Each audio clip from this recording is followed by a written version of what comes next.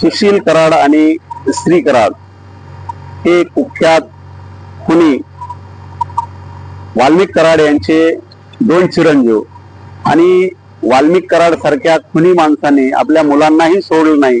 कारण त्याचं झालं असं की गेल्या मस्साजोगचे सरपंच संतोष देशमुख यांची हत्या वाल्मिक कराड आणि त्यांच्या विष्णू चाटे आणि त्यांच्या जे काही गँग आहे त्या गँगनी संतोष देशमुख सारख्या तरुण सरपंचाची हत्या केली।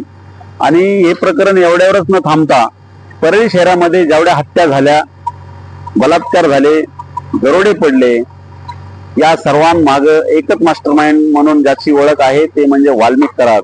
मित्रांनो, वाल्मिक कराड यांनी महादेव मुंडे यांची हत्या केली आणि ती हत्या मागचं कारण आता स्पष्ट होत आहे की वाल्मिक कराड यांनी महादेव मुंडे यांना केवळ 12 गुंठे जमीन आणि 12 गुंठे जमिनीचा एक प्लॉट असल्यामुळं महादेव मुंडे हा देण्यासाठी तयार नव्हता आणि तयार नसल्यामुळं महादेव मुंडे यांना मारण्यात आलं, त्यांचा खून करण्यात आला। परंतु या मागचं सत्यता अशी आहे की या खुनामध्ये तो स्वतः तो इन्व्हॉल्व आहेत, परंतु स्वतःच्या 2 मुलांना देखील या प्रकरणामध्ये त्यांनी गोवण्याचं काम केलं आहे।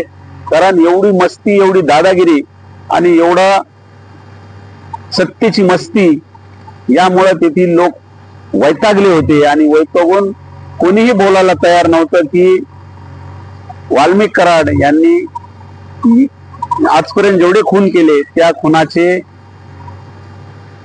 मारेकरी कोण आहेत याविषयी कोणी स्पष्ट बोलायला आणि पुढे येऊन बोलायला तयार नव्हतं। मित्रांनो, कमालीची गोष्ट अशी आहे की मारणाराही तिथंच कामाला असायचा आणि मरणाऱ्याचे नातेवाईकही त्याच ठिकाणी कामाला असायचे।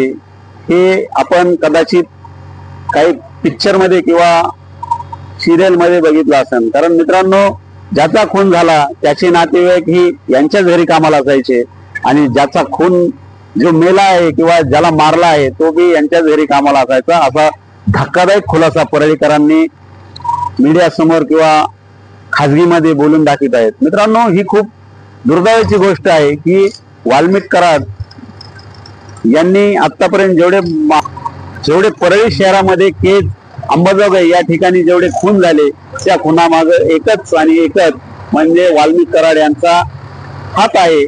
दुर्दैवाची गोष्ट अशी आहे की वाल्मिक कराड यांची 2 मुलं जे की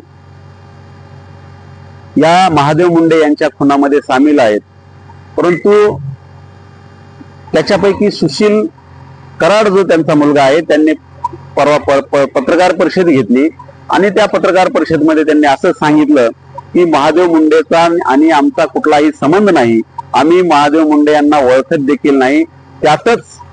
त्याला प्रत्युत्तर म्हणून महादेव मुंडे यांच्या पत्नी ज्ञानेश्वरी मुंडे यांनी सांगितलं, जर महादेव मुंडे यांना आपण ओळखत नसाल किंवा ओळखत नव्हतात तर आपण मध्यस्थी का केली आणि मध्यस्थी करून माझ्या नवऱ्याकडून प्लॉट जे की आमचा 12 गुंठे प्लॉट होता त्याची मागणी आपण केली। महादेव मुंडे यांचा खून झाला आणि त्या खुनाचा तपास थांबवायचं काम कोणी केलं ते आपल्याच वडिलांनी आणि आपण केलं असं स्पष्ट शब्दात ज्ञानेश्वरी मुंडे यांनी स्पष्ट शब्दामध्ये सांगितलं आहे। मित्रांनो, ही खूप खेदाची गोष्ट आहे की जेवढ्या परळी शहरामध्ये आतापर्यंत जेवढे खून झाले, खुनाचे प्रयत्न झाले, बलात्कार झाले किंवा 2 गटामध्ये मारामाऱ्या झाल्या, या प्रकरणामध्ये सर्व प्रकरणामध्ये वाल्मिक कराड यांचा हात असल्याचं धक्कादायक खुलासा परळीकर करत आहेत। तर मित्रांनो, चाललंय काय? असेच जर खून, दरोडे, खुनाचे प्रयत्न होऊ लागले तर सर्वसामान्य माणूस जिवंत कसा राहील? आणि म्हणूनच या श्री कराड आणि सुशील कराड यांना या खुनामध्ये सामील असल्याबद्दल अटक झाली पाहिजे आणि यांना जोपर्यंत फाशी होत नाही तोपर्यंत सर्व समाजाने एकत्र येऊन याचा पाठपुरावा केला पाहिजे, अशी सूचना पूर्ण जिल्ह्यातून, परळीतून होत आहे। मित्रांनो,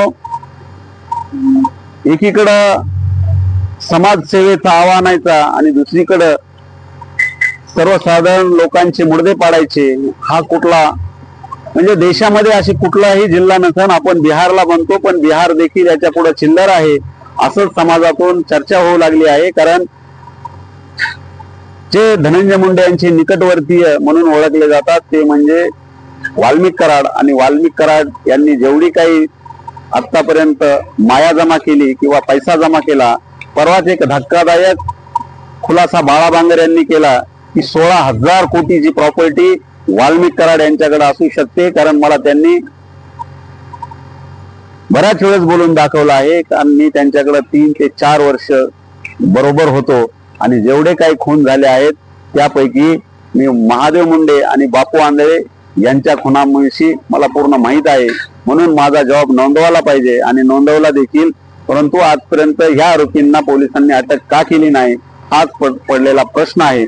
म्हणून मित्रांनो, पोलीस आत्ता कुठं 2 वर्षानंतर महादेव मुंडेच्या खुनाविषयी SIT स्थापन होऊन सुशील कराड आणि श्री कराड यांना 17 घंटे चौकशी केली आहे आणि त्यातूनच हे धक्कादायक खुलासे समोर येत आहेत. मित्रांनो, वाल्मिक कराड, महादेव मुंडे आणि त्याचमध्ये दुसरा एक आरोपी म्हणून ज्याचं नाव घेतलं जातं ते म्हणजे गोट्या गीते. गोट्या गीते हा सराईत गुन्हेगार आहे.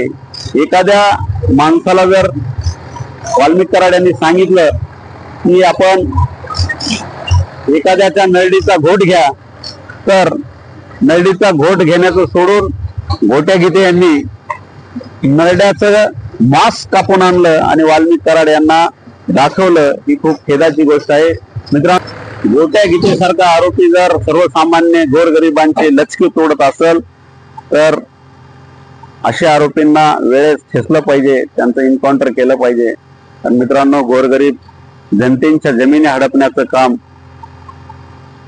धमक्या देण्याचं काम, खंडणी गोळा करण्याचं काम हे वाल्मिक कराड आणि त्यांची गँग करत आहे.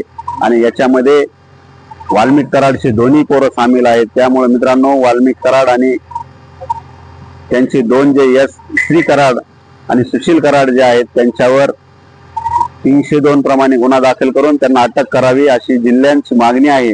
मित्रांनो, लवकरात लवकर यांना अटक होईल अशी आपण अपेक्षा करूया. आणि वाल्मिक कराड, सुशील कराड आणि गोट्या गीते यांच्याविषयी आपल्याला काय वाटतं ते आम्हाला नक्की कळवा. मित्रांनो, असेच आमचे वेगवेगळे व्हिडिओ पाहण्यासाठी आमच्या चॅनलला लाईक करा, शेअर करा, कमेंट करा आणि सबस्क्राईब करायला विसरू नका. जय हिंद, जय महाराष्ट्र, जय शिवराय.